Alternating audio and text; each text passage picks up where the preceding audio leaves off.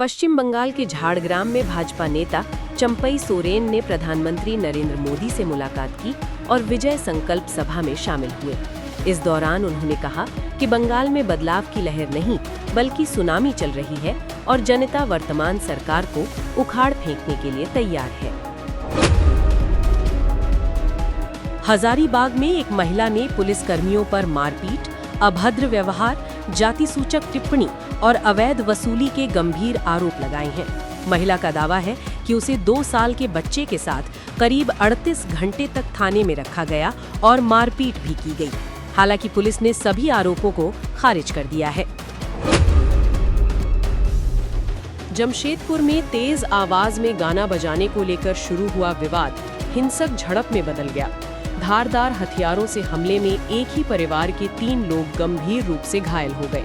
Police ने मामला दर्ज कर आरोपियों की तलाश शुरू कर दी है। लातेहार में शादी समारोह में गई एक युवती के साथ 5 युवकों ने सामूहिक दुष्कर्म किया। घटना के बाद पीड़िता को जंगल में छोड़ दिया गया। पुलिस ने 4 आरोपियों को हिरासत में लिया है, जबकि एक की तलाश जारी है।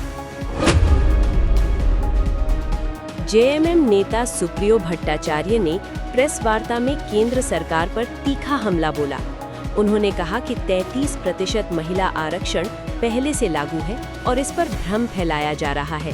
साथ ही उन्होंने प्रधानमंत्री के बयान को राजनीतिक बताया। जामताड़ा में प्रशासन ने समय रहते कार्यवाही करते हुए एक बाल विवाह रुकवा दिया। अधिकारियों ने परिजनों को कानूनी प्रावधानों की जानकारी दी और चेतावनी भी दी। इस कार्रवाई के बाद परिवार ने शादी रोकने पर सहमति जताई। गिरिडीह में एक ज्वेलरी दुकान से करीब 12 लाख रुपए के सोने के 2 पैकेट चोरी हो गए। चोर ने दुकानदार को उलझाकर वारदात को अंजाम दिया और फरार हो गया। पूरी घटना सीसीटीवी में कैद हो गई है और पुलिस जांच में जुटी है।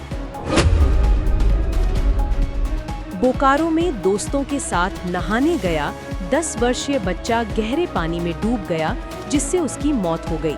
वो अपने माता पिता का इकलौता बेटा था, जिससे पूरे इलाके में शोक का माहौल है। चतरा में एक दर्दनाक हादसे में मां और उसकी 2 बेटियों की तालाब में डूबने से मौत हो गई। एक बच्ची को बचाने के प्रयास में तीनों पानी में समा गईं। घटना के बाद पूरे गांव में मातम पसरा है। झारखंड लोक सेवा आयोग की प्रारंभिक परीक्षा पूरे राज्य में कड़ी सुरक्षा व्यवस्था के बीच शांतिपूर्ण ढंग से संपन्न हुई। 2 पालियों में आयोजित इस परीक्षा में प्रशासन पूरी तरह मुस्तैद रहा और कहीं से भी गड़बड़ी की खबर नहीं आई। अब अभ्यर्थियों को परिणाम का इंतजार है। रांची के तमाड़ थाना क्षेत्र में मोचोकनी देवी हत्याकांड का पुलिस ने खुलासा कर दिया है। 17 अप्रैल को महिला का शव बरामद हुआ था, जिसकी धारदार हथियार से निर्मम हत्या की गई थी। जांच में सामने आया कि पड़ोसी से लंबे समय से चल रहे जमीन विवाद के कारण आरोपी सुंडी मुंडा उर्फ काटे ने गुस्से में आकर दाउली से गला काटकर हत्या कर दी। पुलिस ने आरोपी को गिरफ्तार कर लिया है और हत्या में इस्तेमाल हथियार भी बरामद कर लिया गया है। पश्चिमी सिंहभूम के सारंडा जंगल में सुरक्षा बलों और नक्सलियों के बीच जबरदस्त मुठभेड़ जारी है। सुरक्षा बलों ने करीब 50 नक्सलियों को घेर लिया है और अतिरिक्त फोर्स तैनात की गई है।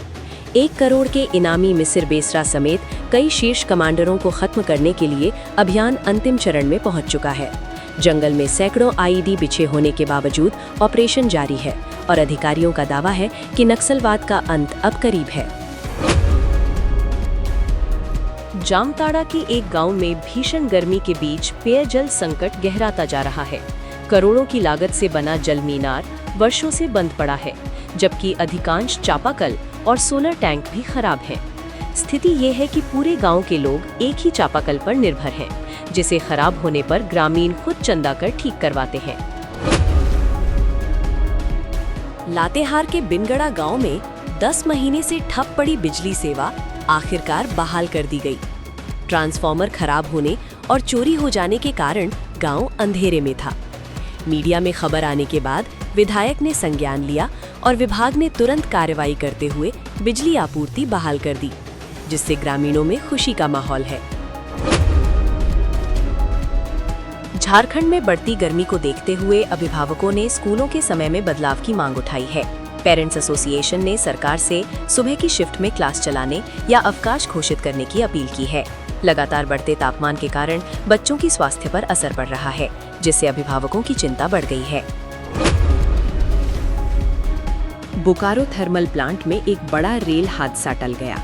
बेकाबू मालगाड़ी ने गेट तोड़ते हुए एक स्कॉर्पियो को टक्कर मार दी और करीब 400 से 500 मीटर तक घसीटती चली गई। ड्राइवर ने कूदकर अपनी जान बचा ली। घटना में भारी नुकसान हुआ है और लापरवाही को लेकर जांच शुरू कर दी गई है। राज्य में गर्मी का प्रकोप लगातार बढ़ता जा रहा है। डाल्टनगंज में तापमान 43 डिग्री पार कर गया है। मौसम विभाग ने पलामू, गढ़वा, चतरा और लातेहार समेत कई जिलों में हीट वेव का अलर्ट जारी किया है। लगातार बढ़ते तापमान ने जनजीवन को प्रभावित करना शुरू कर दिया है। खूंटी जिले में सड़क किनारे एक युवक का शव मिलने से सनसनी फैल गई। मृतक की पहचान चमरा मुंडा के रूप में हुई है। सिर पर गंभीर चोट के निशान मिले हैं, जिससे हत्या की आशंका जताई जा रही है। पुलिस मामले की जांच में जुटी है और आसपास के लोगों से पूछताछ कर रही है।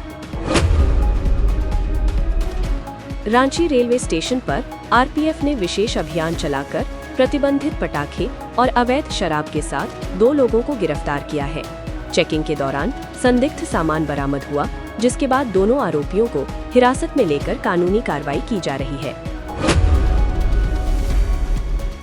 पलामू में पुलिस ने एक व्यक्ति के घर से करीब 5 किलो से अधिक अफीम बरामद की है, जिसकी कीमत लगभग 20 लाख रुपए बताई जा रही है। आरोपी ने पूछताछ में बताया कि वो अपनी बेटी की शादी धूमधाम से करने के लिए अफीम की खेती कर रहा था। पुलिस ने मामला दर्ज कर आगे की जांच शुरू कर दी है। हजारीबाग के कटकमदाग थाना क्षेत्र से एक हृदय विदारक घटना सामने आई है, जहां लंबे समय से प्रेम संबंध में रहे युवक युवती ने आत्महत्या कर ली। बताया जा रहा है कि अंतरजातीय संबंध होने के कारण दोनों के परिवार इस रिश्ते के खिलाफ थे और युवती की शादी कहीं और तय कर दी गई थी। इसी मानसिक दबाव के चलते दोनों ने ये कठोर कदम उठाया। परिजनों ने उन्हें अचेत अवस्था में अस्पताल पहुंचाया, जहां डॉक्टरों ने मृत घोषित कर दिया। घटना के बाद पूरे इलाके में मातम पसरा हुआ है। रांची की चार्टर्ड अकाउंटेंट और फिन फ्री किड की संस्थापक स्नेहा नारसरिया को नई दिल्ली में भारत प्रतिभा सम्मान से सम्मानित किया गया। उन्हें बच्चों के बीच वित्तीय साक्षरता बढ़ाने के लिए ये पुरस्कार दिया गया है। स्नेहा छोटे बच्चों को बचत, बजट और निवेश जैसे विषय सरल तरीके से सिखा रही हैं और उनके बनाए शैक्षणिक सामग्री अब अंतर्राष्ट्रीय स्तर पर भी पहचान बना रहे हैं।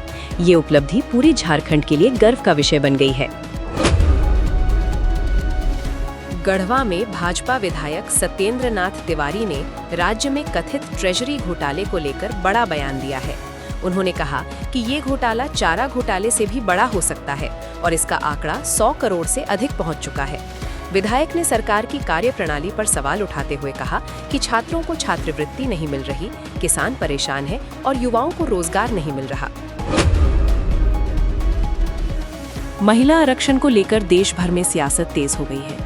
रांची में कांग्रेस नेताओं ने प्रेस कॉन्फ्रेंस कर केंद्र सरकार पर आरोप लगाया कि महिला आरक्षण के मुद्दे पर राजनीति की जा रही है। कांग्रेस नेताओं ने कहा कि 2023 में ही कानून पास हो चुका था, लेकिन अब इसमें बदलाव कर जनता को गुमराह किया जा रहा है।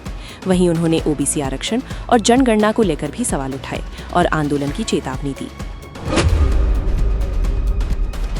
देवघर में स्ट्रॉबेरी की खेती धीरे धीरे किसानों के लिए नई उम्मीद बन रही है और कई किसानों की आय में बढ़ोतरी हुई है।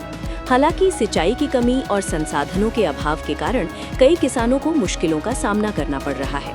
किसानों का कहना है कि यदि सरकार सिंचाई सुविधा उपलब्ध कराए तो ये खेती बड़े स्तर पर सफल हो सकती है और देवघर स्ट्रॉबेरी उत्पादन के लिए पहचान बना सकता है।